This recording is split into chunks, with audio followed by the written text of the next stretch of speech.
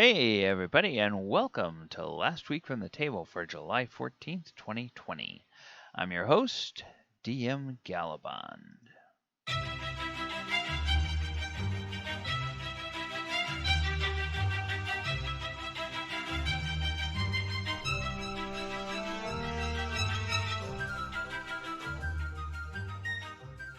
All right, everybody. This is the show where we recap the events that happened in the session from last week in both of my actual play D&D games that I stream on my Twitch channel. On Thursday nights, we play the Sword Coast Chronicles.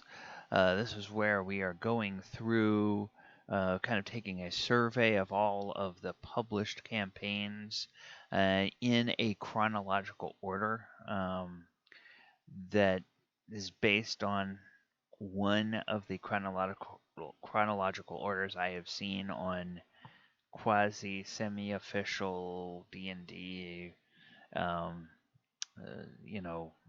sites, so that there's actually certain dates that are supposed to be when these campaigns kick off. So I've created a loose bit of connective tissue that allows my players to start with the earliest campaign, which is Tyranny of Dragons, and work their way through the stories all the way to and beyond the Tomb of Annihilation. So they're going to get to kind of weave in and out of these different storylines and understand why all these things are happening in the same time, same place, and what the connective tissue is. As I said, we're starting in Tyranny of Dragons, and they've just hit level 2.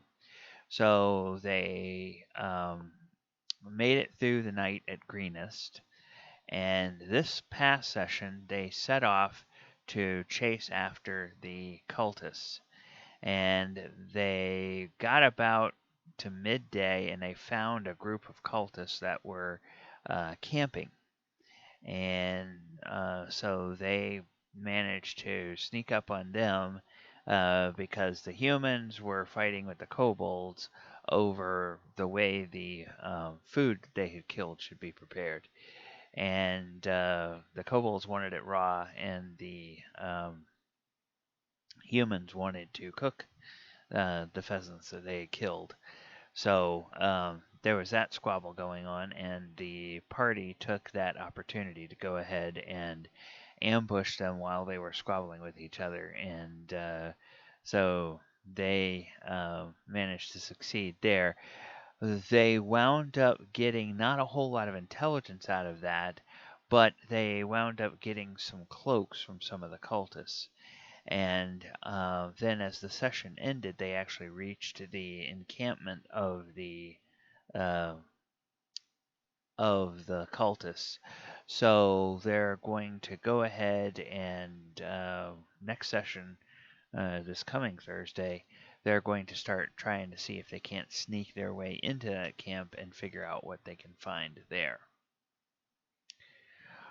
All right. Then on Sunday at 2:30 p.m., we play my Walker of Waterdeep game. And that, again, is on my Twitch channel, twitch.tv/Gallibond. And actually, I need to update this because starting this week, Walker of Waterdeep is going to be Sundays at 2 p.m. This past weekend it was at 2:30, but we're shifting our time slightly. We're now going to be going 2 p.m. to 6 p.m.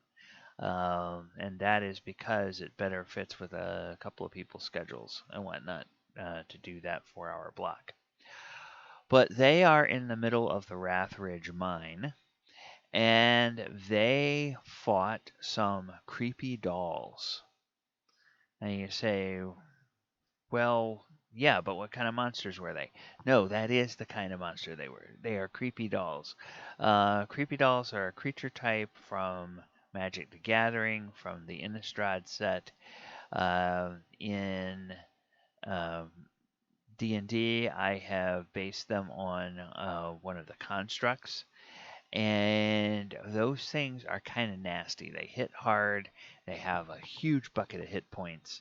Um, However, they're not the smartest things in the world, and so the party was able to use their wits as well as their brawn to win the fight and overcome things. 'Cause a few of them had some spells that could keep them, at least one or two of them, tied up at a time, and then they were able to concentrate their fire on other ones and get those down, and then eventually win the day. But um, they just kept chipping away, chipping away, chipping away at the party members, and if they didn't have a way of doing some good control, the battle might have gone another direction. But they survived that, which is good.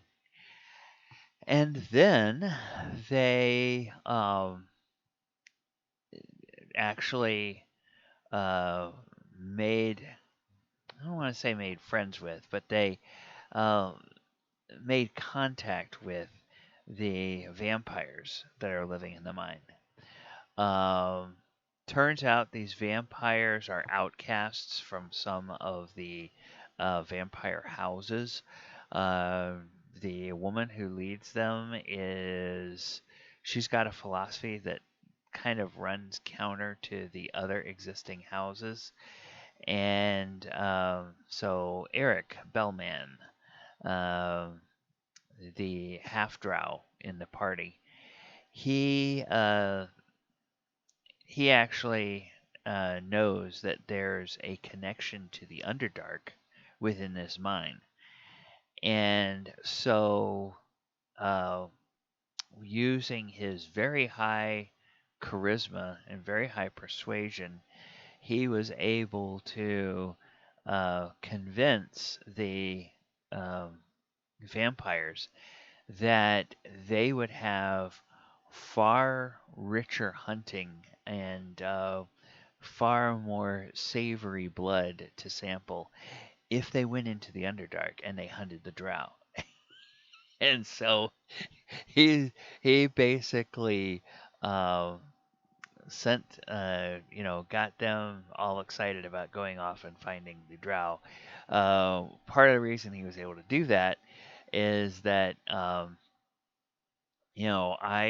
I let him do a persuasion roll, and in the back of my mind, I said, well, if he gets a really good roll, that's going to influence her opinion of the way his blood smells, because in Innistrad, they're not used to anything except humans, and they think human blood is very sweet. But this party has a half orc, has full blood elf, has a half elf, has a halfling, has a warforged in it. So the Warforged is not going to be of interest to the any interest to the vampires at all. But there's no true humans, and so all of these scents are odd. And the his persuasion, it was like a modified 24 or something like that. So I said, all right, his blood is going to smell really sweet to this vampire, and she's just really gonna crave what this is, and so he was able to use that to convince her that she wants a rich supply of this sweet blood.